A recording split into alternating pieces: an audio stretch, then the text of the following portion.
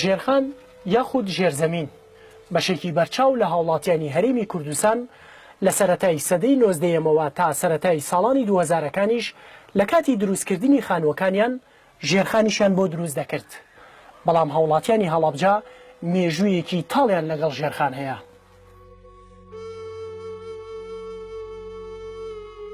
بە گوێرەی گێڕانەوەی شایەت حاڵەکان زۆرێک لە خەڵکی هەڵەبجە لە 16ی 1970 چەند کاتژمێرێک پێش کیمیابارانەکە چوونە نێو ژێرخانی ماڵەکانیانەوە.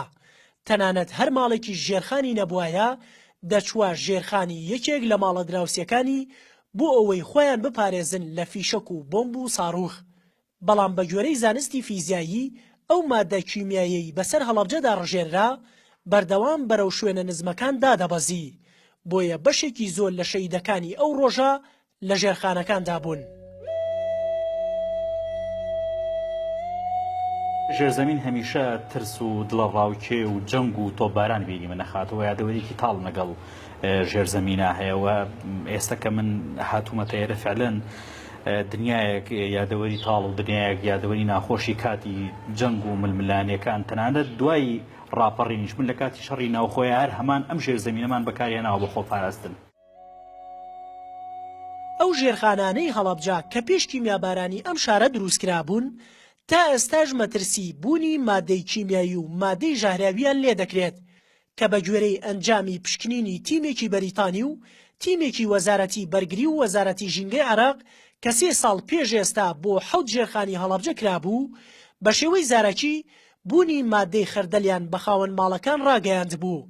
بەڵام تا ئێستا بە فەرمی ئەنجامی پشکنینەکانیان بۆ خەڵکی هەڵەبجە ڕانەگەیاندووە. وەکو کارێکی خۆمان کە ئێمە هەندێک پەلەوەرمان هەبوو یەکێک لە ملیشەکان لەوێ بەکڕ کەوتبوو لەوێ نامانەوە بە حسابی خۆیان بەوەی کە شوێنێکی کەنارە و دەستکاری نەکرێت. ئەوە بوو دوای شەو ڕۆژێک ئەو مریشکە مردووە. دوجار مشێکی ترمان بۆ پەیاکی خستمانە سەری لە هەمان کات ئەوی شەو ڕۆژێکی پڕ نەکردەوە. ئێستاش ئێمە بۆ خۆپاراستن ئەو دەرگاوشتەکەمان داخستووە. لە کاتی کیمیابارانەکەدا زۆرێک لە هاوڵاتیانی هەڵەبجە لە ژێرزەمینەکاندا شەهید بوون. بەڵام ئەم ژێرزەمینە کە لە گەڕێکی کالێقوڵکەیە و ڕووبەرەکەی تەنها 12 مەتر چوارگۆشەیە زۆرترین هاوڵاتی تێدا شەهید بوو کە ئەویش 113 کەس بوو.